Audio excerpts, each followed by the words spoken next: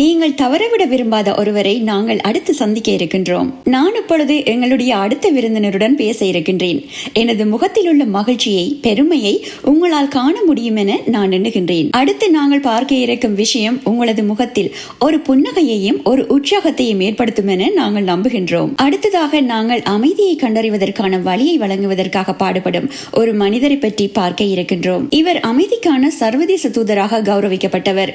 Frame Rawat அவர்கள் ஒரு அற்புதமான மனிதர். கூகுள் பார்வையாளர்களுக்கு உரையாற்ற சந்தர்ப்பம் கிடைத்ததை இட்டு மிகவும் மகிழ்ச்சி அடைகின்றேன். நீங்கள் இலங்கையில் இருப்பது மிகவும் நன்றாக உள்ளது. இன்று காலை நிகழ்ச்சியில் பிரேம் ராவத் அவர்கள் கலந்து கொண்டது மிகுந்த மகிழ்ச்சியை தருகின்றது. நியூயார்க் டைம்ஸின் சிறந்த விற்பனையான புத்தகத்தின் எழுத்தாளர். வருடம் முழுவதும் உலகத்தை சுற்றி பயணம் செய்கின்றார். உள் அமைதி மற்றும் நிறைவை எவ்வாறு கண்டுகொள்வது என்பது பற்றி மக்களுக்கு கற்பிக்கின்றார். அனைவருக்கும் வணக்கம். உங்களுடன் உரையாற்றுவதற்கு கிடைத்த இந்த சந்தர்ப்பத்திற்கு நான் மிகவும் மகிழ்ச்சி அடைகின்றேன். நான் இதனை மிகவும் எளிமையாக கூறுகின்றேன். ஏனெனில் இந்த இடம் நீங்கள் இருக்க விரும்பாத ஒரு இடம் என எனக்கு தெரியும். நீங்கள் வெளியேற விரும்புகின்றீர்கள், ஆனால் நீங்கள் இங்கே இருக்கின்றீர்கள். நீங்கள் உங்களது வாழ்க்கையிலே நீங்கள் யார் என்பதனை புரிந்து கொள்வதற்கு என்னால் எவ்வாறு உதவி செய்ய முடியும்? எங்களிடம் பாடசாலைகள் உள்ளன, பல்கலைக்கழகங்கள் உள்ளன.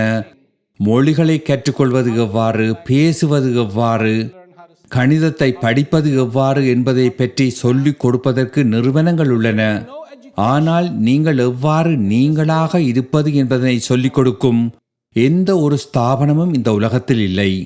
யாருமே உங்களுக்கு அதனை கற்றுத்தருவதில்லை. சூழ்நிலைகள் உங்களுக்கு எதிராக இருப்பதை காண்கிறீர்கள். விஷயங்கள் உங்களுக்கு சாதகமாக நடைபெறாததை காண்கிறீர்கள். நீங்கள் சிறையினுள்ளே அடைபட்டிருக்கின்றீர்கள். நீங்கள் என்ன செய்கிறீர்கள்? நீங்கள் மற்ற எல்லோரையும் குறை கூறுகிறீர்கள். இவர் செய்தார், அவர் செய்தார் என குறை கூறுகிறீர்கள். ஆனால் எல்லாவற்றிற்கும் முதலாவதாக நீங்கள் செய்யும் செயல்களுக்கு நீங்கள்தான் பொறுப்பு. நீங்கள் உங்களின் உள்ளே நல்லதையும் கொண்டிருக்கின்றீர்கள், நீங்கள் உங்களின் உள்ளே கெட்டதையும் கொண்டிருக்கின்றீர்கள். நீங்கள் அதனை கட்டாயம் புரிந்து கொள்ள வேண்டும். எவ்வளவு நல்லது, எவ்வளவு கெட்டது? 50% 50%, 51% 49% அல்ல. சரியாக அரைவாசி நல்லது, அரைவாசி கெட்டது உள்ளது. இதிலே எதனுடன் நீங்கள் நட்பை பேணப் போகின்றீர்கள் என்பது உங்களை பொறுத்தது. நல்லதுடனா அல்லது கெட்டதுடனா? அதனை நீங்கள் யாருக்காக செய்ய வேண்டும்? அதனை நீங்கள் யாருக்காக செய்ய வேண்டும்? உங்களது குடும்பத்துக்காகவா?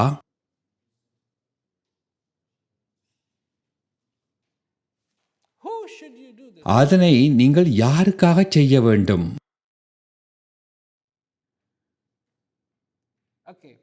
பாருங்கள், நீங்கள் அதற்கான விடையை கொடுக்க வேண்டும். நான் தொடர்ந்து பேசப் போவதில்லை.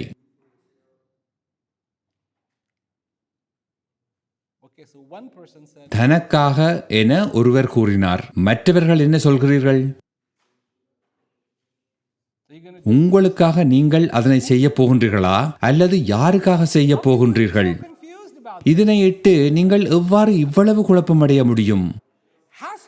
உங்களுக்காகத்தான் இருக்க வேண்டும், உங்களுக்காகத்தான் செய்ய வேண்டும். ஏனெனில் நீங்கள் முக்கியமானவர். நீங்கள் ஏன் முக்கியமானவர் தெரியுமா? நீங்கள் ஏன் முக்கியமானவர் என்பது பற்றி உங்களுக்கு ஏதாவது எண்ணம் உள்ளதா? அதற்கு காரணம் மற்றவர்களா? உங்களது வாழ்க்கை முழுவதும் நீங்கள் மற்றவர்களுக்காக கழித்துள்ளீர்கள். மற்றவர்களுடன் ஒப்பிட்டு பார்த்துள்ளீர்கள். மற்றவர்கள் உங்களை மதிக்க வேண்டும் என நீங்கள் முயற்சி செய்தீர்கள். நீங்கள் என்ன செய்ய வேண்டுமோ அவற்றையெல்லாம் மற்றவர்களுக்காக செய்தீர்கள். அந்த மற்றவர்கள் இப்பொழுது எங்கே போய்விட்டார்கள்? அவர்கள் உங்களுடன் இருக்கின்றார்களா?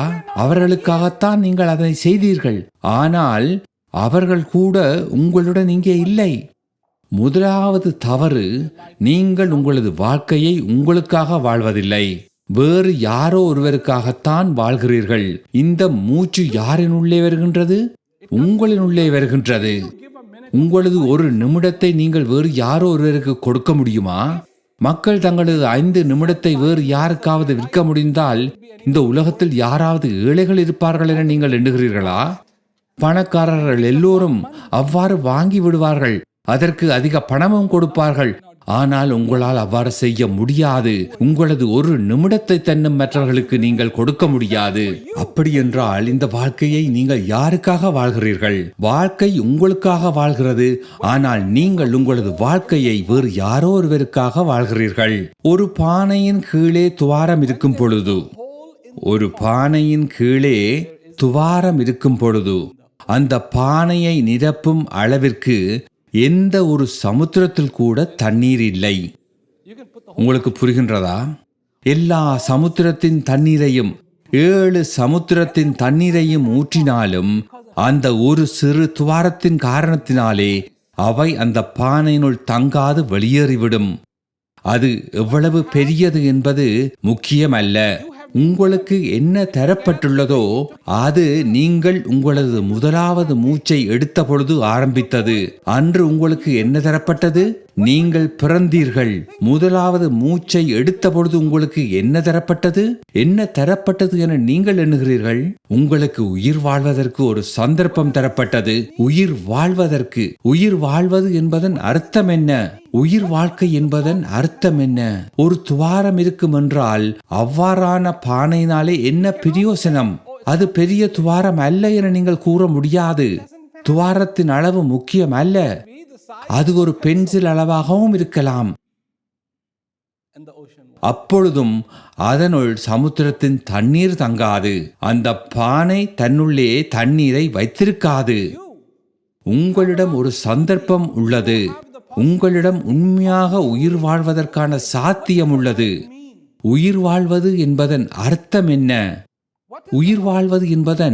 அர்த்தம் என்ன? உங்களுக்கு அதற்கான சாத்தியம் உள்ளது. ஆனால் முதலில் நீங்கள் ஒரு மனிதனாக நிறைவாக இருக்க வேண்டும். நீங்கள் நிறைவாக இருக்கும் பொழுது மட்டும்தான் நீங்கள் மற்றவர்களுக்கு உதவ முடியும். நீங்கள் ஒரு நல்ல தந்தையாக இருக்க விரும்புகின்றீர்களா? முதலில் நீங்கள் ஒரு நல்ல மனிதராக இருக்க வேண்டும். நீங்கள் ஒரு நல்ல சகோதரனாக இருக்க விரும்புகின்றீர்களா? முதலில் நீங்கள் ஒரு நல்ல மனிதராக இருக்க வேண்டும். நல்ல மனிதராக இருப்பதன் அர்த்தம் என்ன? நல்ல மனிதராக இருப்பது என்பதன் அர்த்தம் என்ன? இதயம் என்றால் என்ன என்பதை புரிந்து கொண்டவன் தான் நல்ல மனிதன். இதயம் என்றால் என்ன? தைரியம் வீற்றிருக்கும் இடம்தான் இதயம். விவேகம் வீற்றிருக்கும் இடம்தான் இதயம். தெளிவு வீற்றிருக்கும் இடம்தான் இதயம். தெய்வீகம் வீற்றிருக்கும் இடம்தான் இதயம். அதற்கு ஒரு விலாசம் தேவையில்லை. சில விஷயங்களுக்கு விலாசம் தேவையில்லை. இதயத்திற்கு விலாசம் தேவையில்லை. இதயம் உங்களின் உள்ளே இருக்கும் ஒரு இடம். நீங்கள் அதனை உணர்கிறீர்களா? உங்களிடம் உள்ள கருணை, ஒவ்வொரு மனிதனின் உள்ளேயும் எவ்வளவு கோபம் உள்ளதோ அவ்வளவு கருணையும் உள்ளது. அதே அளவு கொடூரமான தன்மையும் உள்ளது. 2 விஷயங்கள் நிச்சயமானவை. ஒரு நாள் நீங்கள் பிறந்தீர்கள், ஒரு நாள் நீங்கள் போகத்தான் வேண்டும். உங்களால் அதனை மாற்ற முடியாது. அவற்றிற்கு இடையிலுள்ள நாட்களை உங்களால் மாற்ற முடியும். உயிர் வாழ்வது என்பதன் அர்த்தம் அதுதான். ஒரு மனிதனாக இருப்பது என்பதன் அர்த்தம் அதுதான். ஒவ்வொரு நாளும் தன்னை பொறுத்தது என்பதனை அறிந்து புரிந்து கொண்டவன் தான் மனிதன். அது உங்களை பொறுத்தது. நீங்கள் அமைதியை தேடுகிறீர்கள் என்றால் அமைதி எங்கே உள்ளது? நேற்று ஒரு பெண்மணி என்னிடம் ஒரு கேள்வி கேட்டாள். நீங்கள் தன்னை அறியும் அறிவு பற்றி பேசுகின்றீர்கள், அதனுடன் நான் எவ்வாறு தொடர்பு கொள்வது, அதற்காக நான் என்ன செய்ய வேண்டும் என கேட்டாள். அதற்கு அந்த அமைதி, தன்னை அறியும் அறிவு உன்னுள்ளே உள்ளது என நான் கூறினேன். தேடுவதை நிறுத்துங்கள், உணர ஆரம்பியுங்கள். அமைதி உங்களின் உள்ளே உள்ளது. உங்களிடம் இதயம் ஒன்று உள்ளது. நீங்கள் ஒரு மனிதன் என புரிந்து கொள்ள ஆரம்பிக்கும் பொழுது, உங்களுக்கு இந்த சந்தர்ப்பம் இருக்கின்றது என்பதனை புரிந்து கொள்ள ஆரம்பிக்கும் பொழுது, உங்களிடம் இந்த வாழ்க்கை உள்ளது என்பதனை புரிந்து கொள்ள ஆரம்பிக்கும் பொழுது, நீங்கள் உடனடியாக அந்த கொதித்து கொண்டிருக்கும் சூப்பில் இருந்து மேல் எழ ஆரம்பிக்கின்றீர்கள். அப்பொழுது நீங்கள் நன்றி என கூறுவீர்கள். நன்றி, இந்த வாழ்க்கைக்கு நன்றி. நீங்கள் பிள்ளைகளை கணக்கெடுப்பதை நிறுத்துவீர்கள், சரியானவற்றை கணக்கெடுக்க ஆரம்பிப்பீர்கள். உங்களது வாழ்க்கையில் எத்தனை விஷயங்கள் சரியாக நடந்துள்ளன, உங்களது வாழ்க்கையில் எத்தனை தவறான விஷயங்கள் நடைபெற்றுள்ளன உங்களுக்கு தெரியுமா? உங்களுக்கு இதனை பொருந்தும் வகையில் கூறுகின்றேன். உங்களது வாழ்க்கையில் பல கெட்ட விஷயங்கள் நடைபெற்றுள்ளன என எனக்கு தெரியும், சரியா? ஒவ்வொரு முறையும் நீங்கள் மூச்சு எடுத்த பொழுது அது நல்லதாக இருந்தது, சரியானதாக இருந்தது. அது உங்களுக்கு உயிர் வாழ்க்கையை கொண்டு வந்தது, சரியா? இப்பொழுது நீங்கள் எடுத்த மூச்சு ஒவ்வொன்றும் சரியானது என உங்களுக்கு தெரியும். அப்படியென்றால் உங்களது வாழ்க்கையில் எத்தனை சரியாக நடைபெற்றன, எத்தனை பிழையாக நடைபெற்றன? உங்களது வாழ்க்கையில் எவ்வளவோ அதிகம் சரியானவை நடந்துள்ளன மற்றும் அவை தொடர்ந்து நடைபெறுகின்றன. அது உங்களுக்கு தெளிவாக தெரிகின்றதா? அதனை நீங்கள் புரிந்து கொண்டீர்களா? நீங்கள் சரியானதுடன் இணைந்து செல்கின்றீர்களா அல்லது பிழையானதுடன் இணைந்து செல்கின்றீர்களா? நீங்கள் அந்த சரியாக நடைபெறுவதை ஒரு சிறிய தவறாக நடைபெறுவது தடுப்பதற்கு விட்டு விடுகிறீர்களா? அதுதான் நிலைமை என்றால் என்ன நடைபெறப் போகின்றது? நீங்கள் எடை போட்டு பார்க்க வேண்டும். சரி பிழை என்பவற்றை எடை போட்டு பார்க்க வேண்டும். நல்லது கெட்டது என்பவற்றை எடை போட்டு பார்க்க வேண்டும். நீங்கள் தான் எடை போட்டு பார்க்க வேண்டும். நல்லது எவ்வளவோ உள்ளது, அதனை அரவணைத்துக் கொள்ளுங்கள், அதனை புரிந்து கொள்ளுங்கள். இப்பொழுது உங்களை ஏதோ ஒன்று உயிருடன் வைத்திருக்கின்றது என்பதனை புரிந்து கொள்ள வேண்டும்.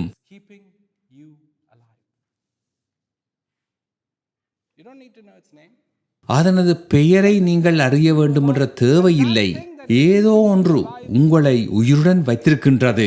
அது உங்களுக்கு ஒரு உதவி செய்கின்றது. அது உங்களுக்கு ஒரு அன்பளிப்பை தருகின்றது. நீங்கள் ஒரு அன்பளிப்பை பெறும் பொழுது, அது மிகவும் ஒரு முக்கியமான அன்பளிப்பாக இருக்கும் பொழுது, விலை மதிப்பு மிக்க அன்பளிப்பாக இருக்கும் பொழுது நீங்கள் என்ன செய்வீர்கள்? அதற்கு நன்றி உள்ளவராக இருப்பீர்களா? அதற்கு நன்றி சொல்வீர்களா? நீங்கள் அவ்வாறு செய்கிறீர்களா? உயிர் வாழ்க்கையின் விலை என்ன? உங்களால் அதனை விற்க முடியாது, யாருக்கும் கொடுக்க முடியாது. அதன் பெறுமதியை உணர்ந்து மெச்சுகிறீர்களா? அதற்கு நன்றி செலுத்துகிறீர்களா? இவைதான் அந்த சந்தர்ப்பங்கள். இதுதான் உங்களது வலிமை, இதுதான் உங்களது உண்மையான வலிமை. இவை ஏதோ கற்பனையில் வரும் கருத்துக்கள் அல்ல. இங்கு எந்த ஒரு மதத்தையும் பிரதிநிதிப்படுத்துவதற்காக நான் வரவில்லை. நான் எந்த ஒரு மதத்தையும் பிரதிநிதிப்படுத்துவதற்காக வரவில்லை. ஒரு தத்துவத்தை பரப்புவதற்கு வரவில்லை. நான் உங்களுக்கு கூறியது எல்லாம் எனது சொந்த அனுபவத்திலிருந்து வந்தவை. உங்களுக்கு தேவையானவை எல்லாமே உங்களிடம் உள்ளன. எல்லாமே உங்களிடம் உள்ளன. நீங்கள் செய்ய வேண்டியதெல்லாம் ஏற்றுக்கொள்ள வேண்டியதுதான். உள்ளத்தின் விருப்பத்தை ஏற்றுக்கொள்ளுங்கள். ஆம் என கூறுங்கள். இல்லை என கூறுவதற்கு பதிலாக ஆம் என கூறுங்கள். தன்னை அறியும் அறிவு என்றால் என்ன? ஏதோ ஒன்றுடன் உங்களை தொடர்புபடுத்தும் ஒன்று அல்ல, உங்களை உங்களுடன் தொடர்புபடுத்துவது. உங்களை உங்களுடன் தொடர்பு படுத்துவது. உங்களுடன். பிரேம் ராவட் அவர்கள் எழுதி நியூயார்க் டைம்ஸின் சிறந்த புத்தக விற்பனை நிரலில் இடம்பெற்ற ஹியர் யுவர் செல்ஃப் எனும் புத்தகத்தின் தமிழாக்கம் உள்ளத்தின் குரல் இப்பொழுது இங்கே கிடைக்கின்றது. மேலதிக விவரங்களுக்கு வாட்ஸ்அப் இலக்கம் 076-012-3406 எனும் தொலைபேசி எண்ணை அழைக்கவும்.